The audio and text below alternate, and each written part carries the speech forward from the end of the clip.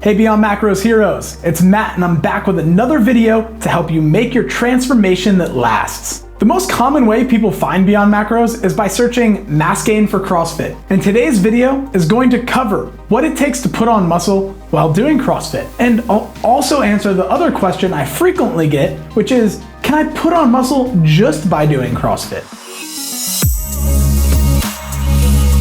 I'll get to the 3 keys to gaining muscle when you do CrossFit in about 2 minutes. But to do that, we need to lay this foundation of understanding about muscle gain. First things first, let's establish that your body doesn't want to gain muscle if it doesn't have to. Gaining muscle is expensive, and not just in terms of your grocery bill. It costs your body a lot of energy to build and maintain muscle. Muscle uses a lot of energy, even when you're sitting down watching YouTube or listening to a podcast in the commute to your local gym. And in my opinion, your survival-minded body probably sees muscle as a liability. Why? Because in times when food is scarce, the energy-hungry muscle becomes a survival risk. And compared to fat, your body really can't get that much energy from breaking down its storage of muscle. Your body will, however, want to put on muscle if it has a good reason from a survival perspective. So what would those good reasons be? It has nothing to do with your deep why or the fact that you were a skinny, insecure adolescent teen like me. And I think the reasons your body would want to put on muscle is twofold. 1 is to find food, and 2 is to attract a mate more effectively. As for attracting a mate, it's well established that neither males nor females on average, prefer partners with loads of muscle mass. This is actually the preferred body composition based on one study. As for finding food, consider this. If you ask your body to perform a physical task, let's say running down a gazelle in a long hunt, and this stresses your body, then your body will adapt to become better at the task of hunting a gazelle because it directly impacts your survival. In this case, you're probably more likely to see adaptations in your ability to move over a long distance. And more muscle doesn't necessarily benefit that goal after a certain point, unless you're a bulk pony like Hunter McIntyre. If the task that stresses your body requires you to be stronger or have more muscle mass, then you'll probably put on muscle mass if you feed it properly. If you need to be strong enough to lift a log over your head and construct a shelter for yourself and your family, and that stresses your body, then your body might adapt to become better at the task by adding more muscle because it directly impacts your survival. You might be thinking, duh, Matt, look at marathon runners versus strongmen. Of course we need to lift heavy things to gain muscle. And you might be thinking that answers the question, does CrossFit help you gain muscle? Because most days at CrossFit, you lift heavy at the beginning of class before doing your conditioning. But just like the runner, whose body only puts on enough muscle to perform the task of running efficiently, your body will adapt in the same way with CrossFit classes. When you're a noob to any form of resistance-based training, CrossFit included, you will put on muscle, no doubt. But one of the phenomena I've observed training and coaching at multiple CrossFit gyms over the last decade is that the long-term members who just show up to group classes and do nothing else hit a body composition plateau around that 1-year mark and they stay there. What it's gonna take to break through that body composition plateau and actually gain muscle is to do some hypertrophy and strength-focused training outside of CrossFit class. And you need a nutrition plan that supports the additional workload to push your body past that plateau and towards a more muscular physique. And this makes sense when we look at the evidence about what drives muscle gain in training. Our understanding of muscle gain is always evolving, but there are 3 mechanisms that are generally accepted reasons why you will adapt to a training program and gain muscle. First is mechanical tension, second is metabolic stress, and third is muscle damage.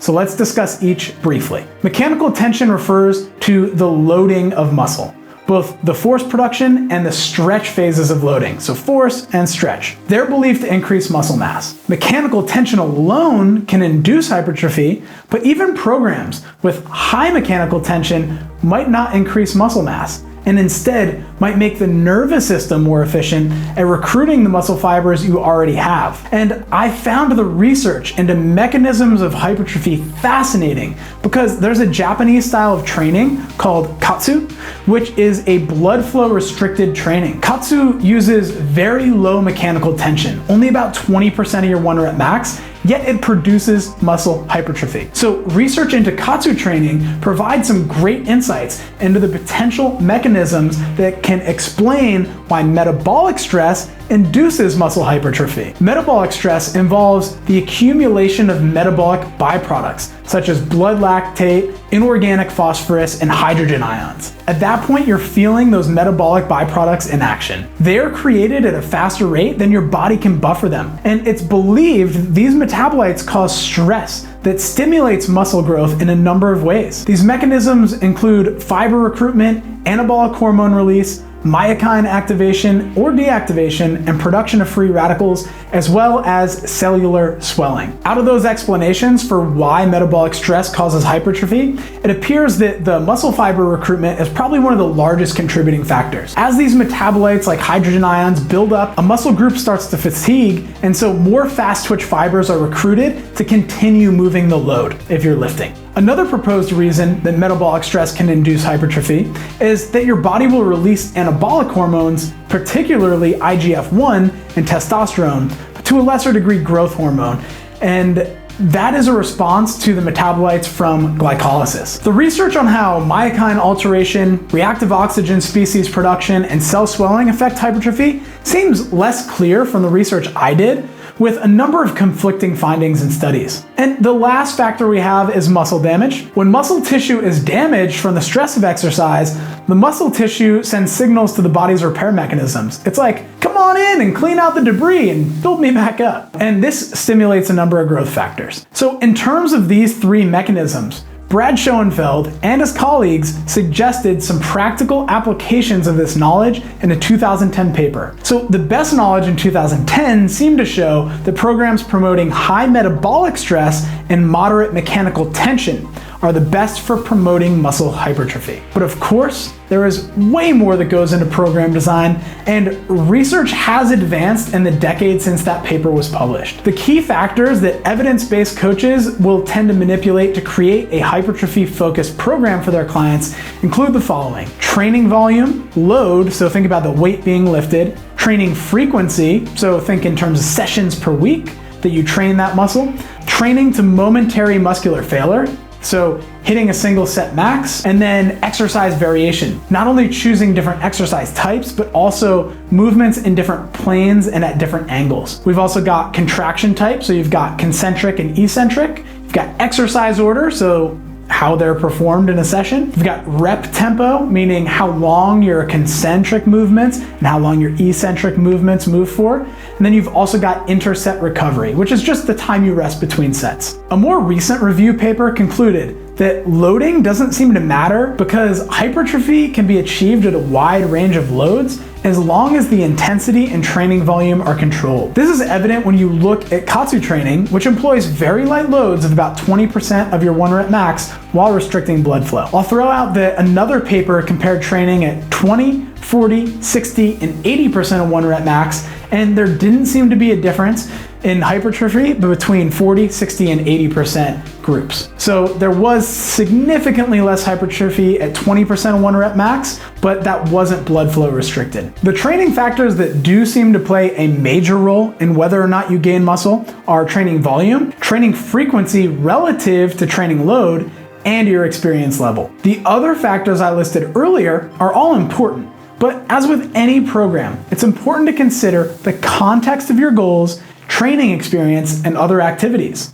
So now here is the answer to that question. Does CrossFit training alone provide necessary conditions for muscle gain? Specifically, does it provide high metabolic stress and moderate mechanical tension? Here's my opinion based on experience, but no evidence from controlled studies. I'd venture to say yes. Yes, it does. There is both metabolic stress and moderate loading in most CrossFit programs. But since CrossFit is constantly varied in nature and every gym programs differently, it's impossible to make a broad generalization here about whether CrossFit promotes muscle gain. Plus, if you go to a class and complete the workout at a low intensity, the metabolic stress might not be there. Another important consideration is that as you get experienced with a movement, you become more efficient and will experience less stress from it. Even though exercise selection in CrossFit is varied and there are hundreds of options, Group classes run into problems with equipment availability, and so programming can just be unconsciously biased towards particular movements at the same loads. And because of that, if you go to class, you might adapt to becoming really efficient at swinging that 24 kilogram kettlebell and doing burpees. CrossFit also has a novel exercise selection. I'd argue it's biased towards sagittal plane movement, so pretty much moving things up and down. Training volume for some muscle groups may be high, but the problem with CrossFit classes is that you might go on the days it's convenient for you. So you may have a low training frequency for certain muscle groups. Ultimately, there are too many uncontrolled factors with CrossFit, and if your goal is to gain muscle, CrossFit can certainly help. But I dare say, group class is not the optimal path to getting jacked. When I was the most jacked and juicy is when I was training to compete at CrossFit Regionals. My program had lots of structure related to Olympic weightlifting and powerlifting.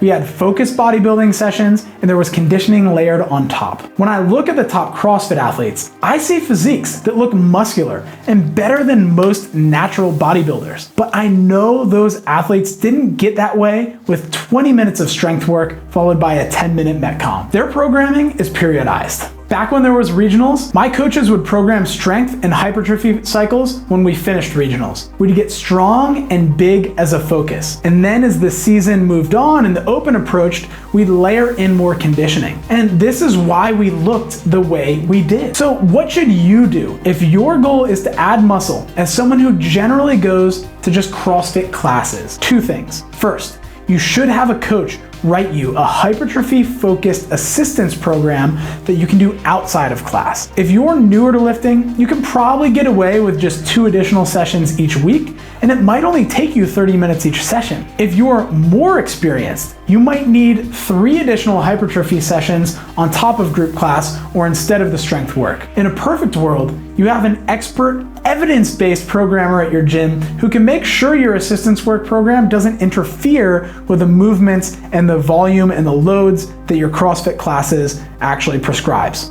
If that's not possible, just find an expert, evidence-based programmer. Could be online. Second, you need to eat a calorie surplus. I say the second because we've had some clients sign up for our coaching with a muscle gain goal, but they don't want to do anything except what they've been doing, which is CrossFit group class. And they also don't want to gain any fat. But unfortunately, eating a calorie surplus doesn't automatically lead to muscle gain. If it did, every obese person on earth would look like Dwayne "The Rock" Johnson underneath a layer of fat. A calorie surplus itself is actually more likely to lead to fat gain if you're not giving your body a reason to put on muscle mass. Remember that discussion we just had earlier about how muscle is a liability from a survival perspective if there's no reason for it? Where fat is an asset in case you can't find food for a long time? Even though you're not sedentary and you're doing CrossFit, you will gain some fat on a calorie surplus. That's just facts. A true calorie surplus versus a calculated calorie surplus means your body is going to have to do something with that excess energy. Some of that energy might go to muscle building, but some is also gonna go towards storing that energy as fat. Only extreme noobs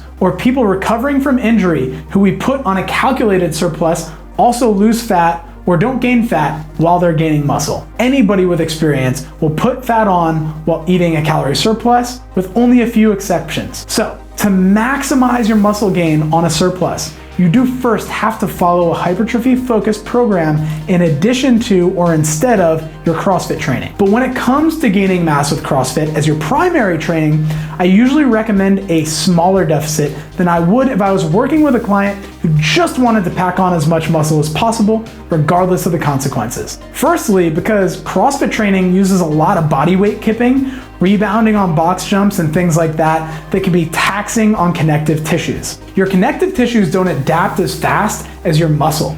And I believe the extra weight you'll be carrying and extra strength you'll have will put you at a higher risk of connective tissue injury. So I believe the best way to combat this is you can add 15 grams of collagen per day to your supplement routine during the mass gain phase to support your joint health. To keep your gains lean, I recommend aiming for about a 10 to 15% calorie surplus and adjust your nutrition to keep your weight gain under 1 pound per week on average. For protein intake, you could set it at about 1 gram per pound of body weight, but protein overfeeding studies seem to show that surplus calories from protein seem to benefit lean tissue with no fat mass gained up to 800 calories of extra protein. So if you can stomach it, you can push your protein numbers up. But those are just the nutrition and training factors to consider. We're called Beyond Macros for a reason, and that's because we believe a transformation goes beyond nutrition and exercise. And when it comes to making a lean muscle gain transformation, controlling sleep and stress are two important factors. One former client, Kyle, added 3.8 pounds of muscle while losing 7 pounds of fat. And Kyle was no inexperienced newbie. Here's what he did right that led to the coveted lose fat, gain muscle transformation. One, he was eating the right balance of macros and working with a coach. Two is he was following a hypertrophy focused program after a long stint of just doing CrossFit. And third, he was on paternity leave, which meant two things. He had lower than normal stress levels, and despite having a newborn, his sleep tracker was actually showing better than usual sleep data. Again, Kyle's gains are unusual. We've helped a number of people gain muscle and lose fat at the same time, but it's far less common considering he was an intermediate lifter already.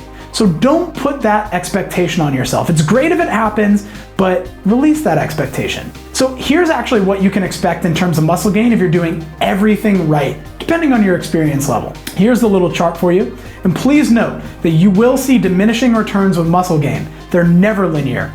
Experienced lifters kill themselves for the smallest gain in muscle mass, which is why I have so much respect for natural athletes who manage to max out their genetic potential for muscle gain. So again, as you see in this chart, newbies will see rapid muscle gain with little effort. Intermediate lifters below their genetic potential might see up to 1 pound or 450 grams of muscle gain per month. Another way to calculate that is about 0.25 to 0.5% of your body weight in pounds of muscle gained per month. Athletes at about their genetic potential might only gain about 0.25 pounds or 100 grams of muscle per month doing everything right. So I'd love to hear what your thoughts are. Have you put on muscle doing CrossFit? Do you plan to make any changes to your approach after watching this video? Leave a comment, and while you're down there, please like the video and subscribe to the channel. You can also turn on notifications so you don't miss any more videos where I teach you how to make your transformation easier. I've also linked up studies in the description as references, so check them if you're keen. Much love, Beyond Macros heroes. I hope you enjoy this episode, and I'll see you again next time.